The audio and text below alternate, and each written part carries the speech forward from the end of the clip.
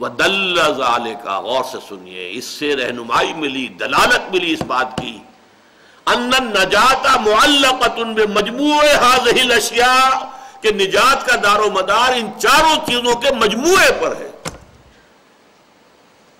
صرف وہ قانونی ایمان جو ہم نے پچھلی نشست میں پڑھا تھا، وہ قانونی ایمان پر ہم سمجھے بیٹھے ہیں کہ نجات ہو جائے گی۔ جب دنیا میں ہمیں مسلمان سمجھا جا رہا ہے تو یقیناً آخرت میں بھی مسلمان اور مومن ہی سمجھے جائیں گے، اور جنت میں تو ہماری ریزرویشن موجود ہے پہلے سے۔ یہ مغالطے ہیں۔ تلک امانیہم قل ہاتوا برہانکم ان کنتم صادقین۔ لیکن وہ لوگ کہ جنہوں نے فطرت کے اشاروں سے اللہ کو پہچانا، پھر اپنی فطرت کے اشارے سے مزید تدبر کرتے ہوئے، عقل سے کام لیتے ہوئے آخرت کو پہچانا، پھر نبی کی دعوت پر لبیک کہا، اب یہ لوگ، یہ انسانیت کا کریم ہے۔ لہذا ایک بات اچھی طرح سمجھ لیجئے، یہ منافق نہیں ہو سکتے۔ یہ نہیں ہو سکتا کہ مانے کچھ اور کریں کچھ اور، حق کو حق تسلیم کریں، اسے پامال دیکھیں، اسے مغلوب دیکھیں، اور ان کا خون جوش رکھائے، اور وہ کچھ کرنے کے لیے تیار نہ ہو کہ حق کا بول بالا ہو۔ یہ منافق ہوتا ہے۔ ہمیشہ ہر معاشرے کے اندر اور ہر کسی بھی انقلابی دعوت کے مقابلے میں رد عمل کے طور پر تین کردار ہمیشہ سامنے آتے ہیں، ہمیشہ۔ جب حضور کی اپنی دعوت جو ہے وہ اس سے مستثنا نہیں تو اور کون سی دعوت مستثنا ہوگی؟ اگر وہاں منافقین تھے تو یہاں کیوں نہیں ہوں گے؟ تین ہوتے تھے، ایک وہ جن کو قرآن کہتا ہے سورہ توبہ میں، السابقون الاولون من المہاجرین والانصار والذین اتبعوہم باحسان رضی اللہ عنہم ورضوا عنہ۔ یہ وہ لوگ ہوتے ہیں جنہوں نے حق کو قبول کیا تو اب ہرچہ بعد آباد جو ہو سو ہو، جان جاتی ہے جائے، مال جاتا ہے جائے، ہرچہ بعد آباد ماں کشتی درآب انداختیم، ہم نے تو اپنی کشتی جو ہے دریا میں ڈال دی ہے۔ اب یہ کشتی تیرے گی تو ہم تیریں گے اور جئیں گے، یہ کشتی ڈوبے گی تو ہم ساتھ ہی ڈوبیں گے۔ ہم اس کشتی کو چھوڑ کر بھاگنے والے نہیں ہیں، ہرچہ بعد آباد جو ہو۔ یہ ایک کردار ہوتا ہے۔ دوسرا کردار اس کے برعکس ہوتا ہے، جو مخالفت میں اڑ جاتا ہے، ڈٹ جاتا ہے، اپنے باطل نظام کو، باطل اعتقادات کو، باطل نظریات کو پروٹیکٹ کرنے کے لیے میدان میں آ جاتا ہے، مقابلے میں آ جاتا ہے۔ جیسے ابو جہل آ گیا، ابو لہب آ گیا، ولید بن مغیرہ آ گیا، عقبہ ابن ابی معیط آ گیا۔ یہ سب کون ہیں؟ یہ بالکل اپوزٹ کیٹیگری، لیکن یہ کھلے دشمن ہیں، سامنے سے وار کرتے ہیں، ان سے بچنا آسان ہے۔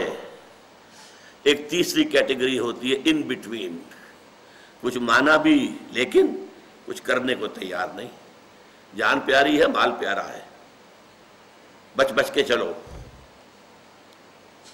سیفٹی فرسٹ، اپنا تحفظ، اپنی جان کا، اپنے مال کا۔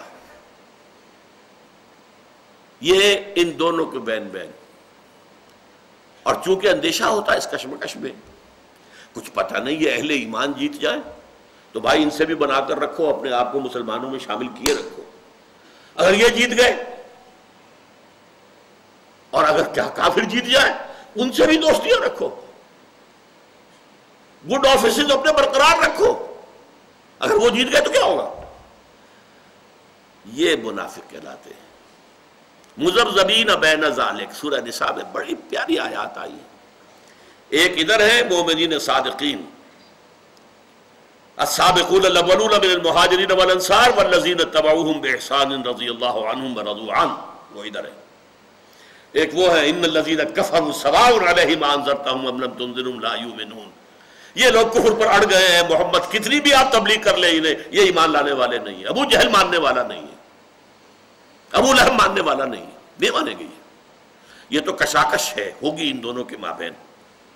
البتہ بیچ میں مذبذبین بین ذالک، ان دونوں کے مابین کچھ ادھر بھی کچھ، اسی لیے دو منہ ہم کہتے ہیں۔ منافق کا لفظ بنا اسی سے ہے، نفق کہتے ہیں سرنگ، سرنگ کے دو منہ ہوتے ہیں۔ محل کے اندر سے سرنگ بنی جاتی ہے، کہیں جنگل میں جا کے کھلتی ہے کہ اگر قبضہ ہو جائے دشمن کا اور دشمن محل میں داخل ہو جائے تو بھاگے اس سرنگ کے ذریعے سے، نکلے وہاں سے تو دو منہ ہوتے ہیں اس کے. نفق سرنگ کو کہتے ہیں, نافقہ کہتے ہیں. گوہ ایک بل بناتا ہے اپنا, ایک جانور ہے, اس کا شکار کرتے ہیں کتوں کے ذریعے سے. عرب کے اندر اس کا گوشت کھایا جاتا ہے. ہمیں تو خیر اس کو دیکھ کر گھن سی آتی ہے, لیکن ہر معاشرے کا معاملہ ہوتا ہے. یوں سمجھیے بہت بڑی سی چھپکلی ہے وہ, لیکن گوہ کا گوشت کھایا جاتا ہے. تو اس کا شکار کرتے ہیں. وہ بھی اتنا ہوشیار جانور ہے, وہ اپنے جو نیچے بھٹ بناتا ہے زیر زمین, اس کے دو منہ رکھتا ہے, ادھر بھی ادھر بھی. ادھر سے کتا داخل ہو تو ادھر سے نکل کے بھاگ جائے, ادھر سے کتا آئے تو ادھر سے بھاگ جائے. یہ منافقین ہوتے ہیں. ان کے ساتھ بھی بنا کر رکھو, ان سے بھی بنا کر رکھو. Keep your good offices with both. یہ ہر دور میں پائے گئے, نوٹ کر لیجئے. کوئی تحریک نہیں ہو سکتی جس میں کہ یہ تھرڈ ایلیمنٹ موجود نہ ہو. امپاسبل. اگر اس کا حق تھا تو محمد کی تحریک کو یہ حق تھا کہ کوئی منافق نہ ہوتا اس میں. خالص پاک ہوتی جماعت نہیں, منافقین تھے. وَمِمَّنْ حَوْلَكُمْ مِنَ الْأَعْرَابِ مُنَافِقُونَ وَمِنْ أَهْلِ الْمَدِينَةِ. اے لوگو, اے مسلمانوں, تمہارے ارد گرد جو اعراب ہیں ان میں منافق ہیں, اور اہل مدینہ کے اندر بھی منافق موجود ہیں.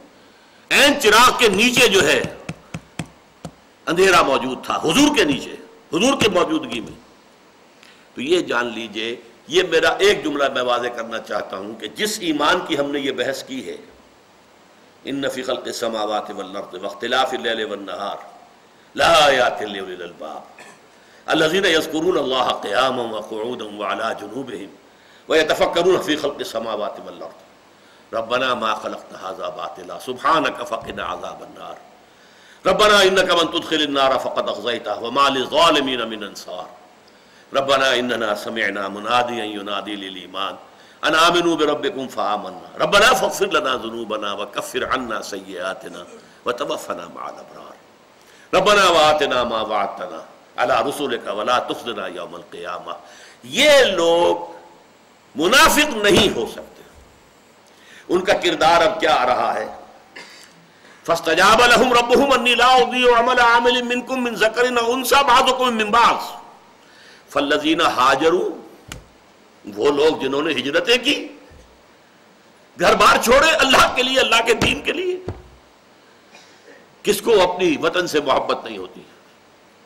وطن کی سرزمین, آباء و اجداد کی قبریں وہاں ہوتی ہیں, پوری تاریخ اس سے وابستہ ہوتی ہے. دین کے لیے وطن چھوڑنا انہوں نے چھوڑا. فالذین ہاجروا. اچھا دیکھیں, جس وقت یہ آیات اتر رہی ہیں بالفعل یہ لوگ موجود تھے. یہ سورہ آل عمران ہے, یہ 3rd ایئر آفٹر ہجرہ کے اندر نازل ہو رہی ہے. 3 ہجری میں نازل ہو رہی ہے, غزوہ احد کے بعد نازل ہو رہی ہے. تو یہ جو الفاظ آ رہے ہیں یہ خالی خولی نہیں ہے, پس منظر میں وہ کردار موجود تھے. فالذین ہاجروا, جنہوں نے ہجرت کی.